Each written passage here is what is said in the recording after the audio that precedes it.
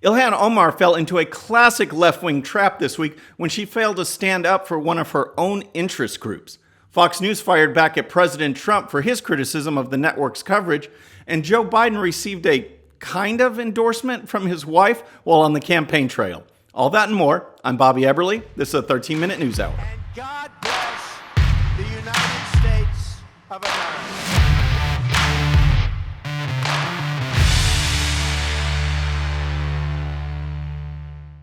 All right, friends, welcome to the show. And before we jump in, I just have to tell you about my friends over at Bottle Breacher. They make some great stuff, and you need to check it out. I'm talking about groomsmen gifts, promotional items, basically stuff for dudes. I have some of my own.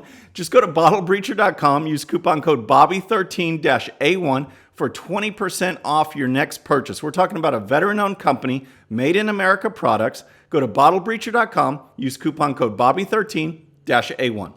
All right, we're going to start with Ilhan Omar because this week she had a chance to actually stand up for left-wing principles, and she failed. She fell into a left-wing trap, and I've talked about it so many times that the left is not built on core principles. They're built on interest groups, trying to find victims or so-called victims, and then pointing out other people who are the enemy and rallying support based on that, and they don't stand up for anything.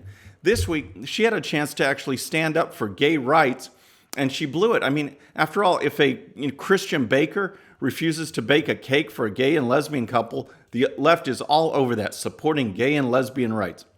Well, that's exactly what she had to do, or had the opportunity to do. But again, when interest groups are pitted against each other, then the left falls apart. Just like they say they support women, yet all those women who march in the March for Life, they're outcasts, and you see it with interest group over after interest group. Well, here's a report. This is what happened according to the Jerusalem Post. The Palestinian Authority has banned any LGBTQ activities in the West Bank. And of course, Ilhan Omar, Rashida Tlaib are big proponents of the Palestinian Authority and what's going on over there. So here's a report from the Jerusalem Post. It says, the Palestinian Authority banned members of the Palestinian lesbian, gay, bisexual, transgender, and queer community from carrying out any activities in the West Bank. The ban came after the grassroots group Al-Quds for sexual and gender diversity in Palestinian society, which engages and supports Palestinians who identify as LGBTQ, was planning to hold a gathering for its members in the Nablus at the end of the month. The group operates both in the West Bank and among Arab Israelis. All right, so that story was shared on Twitter by a director-producer, Robbie Starbuck, and here's what he wrote. He said, I'm positive that Ilhan Omar, Rashida Tlaib, and AOC will absolutely destroy the Palestinian Authority for this bigoted behavior. Right? Hello? All right, so they gave him a chance. That gave the so-called squad the opportunity to fire back and stick up for gay and lesbian rights. So what does Ilhan Omar do? She attacks Israel. Her very first response to that was to attack Israel again. And here's what she tweeted. She says, pretending that this act somehow balances or mitigates Israel violating the dignity and rights of Palestinians or undermines a class for defending Palestinian rights is deplorable. So actually, this guy never compared the two. He never said that this balances or mitigates or anything like that. He pointed out an issue, and he asked if Ilhan Omar and the others were going to stand up for it. And so then she followed up with this tweet, which is classic, just left-wing rhetoric right here. LGBTQ rights are human rights, and we should condemn any effort to infringe upon them. We should also condemn any effort to equate this with the occupation or use this as a distraction. First of all, it's not a distraction. It's an issue that the left should speak out against. And secondly, when she mentions gay and lesbian rights, she uses that phrase, we should condemn. However, she doesn't actually condemn it.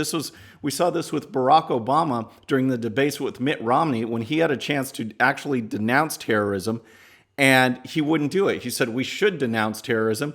But then Mitt Romney, was too lame to put him on the spot and hold him to it. And so Obama got a pass, just like Ilhan Omar right here is getting a pass because all she has to do is call out this activity. She could still support the organization, but they don't because they're so afraid of offending any of their interest groups that they will not stand on principle And so, yes, we should condemn it, but I'm actually not going to.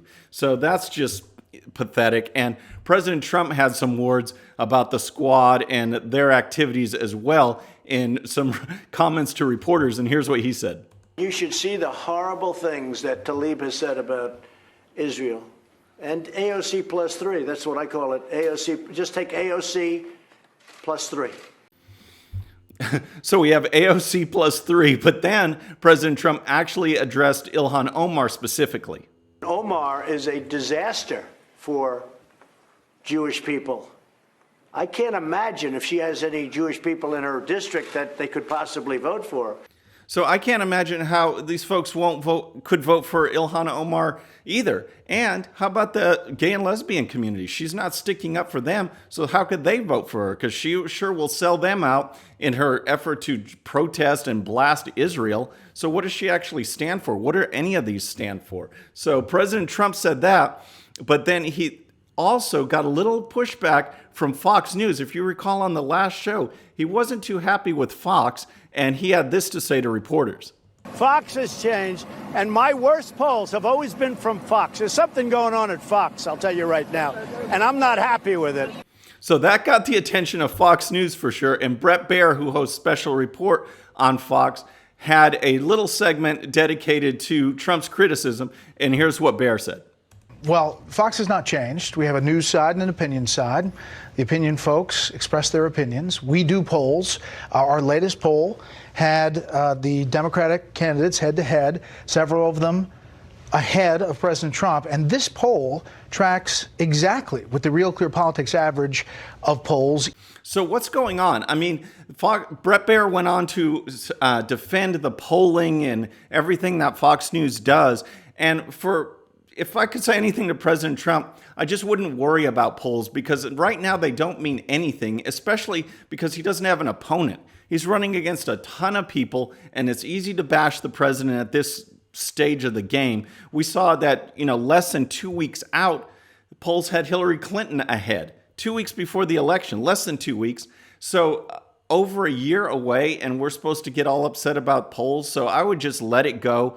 And Fox defending the polls, they all oversample Democrats. They're all lame in that respect and have a number of technical issues that we could go into. But just let it go. And as far as blasting Fox and Bret Baier's comeback, I'll leave that for you to decide, because there were some great comments last time on people actually have seen a change in the tide with how Fox News covers issues. They've got some great people over there, but for some reason they seem to just want to be hiring folks that just really don't fit the mold that we're used to, and that's what really troubles me. So next, I want to give a little campaign update on what the Democrats actually are doing. And I should title this segment, "With Friends Like These, Who Needs Enemies?" Because Joe Biden, he is just a gaffe machine. And we've covered it before in a recent campaign trip. He said this. We choose unity over division. We choose science over fiction. We choose truth over facts. So yeah, he prefers truth over facts. And that's classic left-wing stuff, because they prefer their truth, whatever they make up, about biology or science or whatever. They prefer that over actual facts. And then Biden added this. If you're interested, join me. I could use the help. So yes, Biden can use the help. But when he's asking for help, I wonder if he was really talking about the kind of help that his wife gave him recently on a campaign trip to New Hampshire. Here's a report from the Washington Post. It says, this is what Jill Biden said while speaking to a crowd in New Hampshire. Your candidate might be better on, healthcare than Joe is, but you've got to look at who's going to win this election, Jill Biden said Monday at a campaign event in Nashua, New Hampshire. And maybe you have to swallow a little bit and say, okay, I personally like so-and-so better, but your bottom line has to be that we have to beat Trump. What's funny is that the Washington Post and their follow-up, they kind of summed it up what I was thinking when I read those comments. And here's what they said. They said, her sentiment echoes a message of Biden's presidential campaign that he is the best position to beat President Trump, But typically, candidates and their surrogates are not so explicit in acknowledging that others in the field might have more appealing plans on leading issues. So I thought that was just great. Again, with friends like these, who needs enemies? His own wife is saying, my husband might not be that great on issues, but go ahead and vote for him anyway. So next, I want to talk about the Pan Am Games. And a few weeks ago, we focused on two athletes that, again, took attention away from America and onto themselves. You had Gwen Berry on her medal ceremony raise her fist to protest, social injustice. And then you had fencer Race Bowden take a knee to protest the laundry list of things. He later tweeted that he was protesting immigration, gun control, President Trump in general. It's just a mess. So finally, the U.S. Olympic Committee actually came out and are imposing some penalties. I couldn't believe it. Here's the report from Fox News. It says the two U.S. athletes were given a year of probation by the U.S. Olympic and Paralympic Committee, USOPC, for staging protests while on the podium at the Pan American Games earlier this month, letter sent Tuesday revealed. All athletes at the Pan American Games and the Olympics agreed to rules forbidding political protests. So in those letters, the Olympic Committee said that they were going to get probation, but that's just the beginning, and this is kind of the warning shot to future athletes. Here's what it said. It's also important for me to point out that going forward, issuing a reprimand to other athletes in a similar instance is insufficient, USOPC CEO Sarah Hirschland wrote in the letters, which were obtained by the Associated Press. We recognize that we must more clearly define for Team USA athletes what a breach of these rules will mean in the future, Hirschland wrote. Working with the athletes and national governing body councils, we are committed to more explicitly defining what consequences will be for members of Team USA who protest at future games. So I think that's awesome. They need to do more. If you're wearing the USA, as I talked about before, you are representing your country, and the only way you are representing yourself is showing your athletic expertise, your prowess out there, trying to beat other athletes, but you're doing it to represent your country. These aren't individual games. They're country versus country, and you're representing the USA. So finally, I want to talk about some bizarre bizarre information that was put out by a government agency. And this came to me because we're in the dog days of summer. And so this report is out of a Channel 10 in Tampa, St. Pete. And it talks about how to set your air conditioner. All right. And here's the report. It says, Federal Energy Star might not have been thinking of Floridians when it came to recommendations for in-home air conditioners. Consumer Reports last month released some settings recommendations for air conditioners to help cut down energy usage and cost. Even in relatively mild areas of the U.S. that don't consistently experience long-term heat waves, energy bills can shoot up in the summer months. So that was the lead-in. Here's their actual recommendations, all right? Energy Star, the federal program from the DOE and the Environmental Protection Agency, said the coolest you should keep your home is 78 degrees when you're home. When you're at work or away, the program recommends setting it at 85. When you're sleeping, Energy Star said to set the thermostat to 82 degrees. 82 degrees for when you're sleeping. Who would think that's comfortable? I mean, I guess unless you're living in hell, 82 degrees might be a reprieve, but this is nuts. I mean, you might as well not have air conditioning. It basically says, don't run your air conditioner. That's how you can save money. So anyway, folks, that's our show for today. I hope you enjoyed it. Please subscribe. And when you do, please hit that bell so that you'll receive the notifications. And we'll see you next time. I'm Bobby Eberly. This is a 13-minute news hour.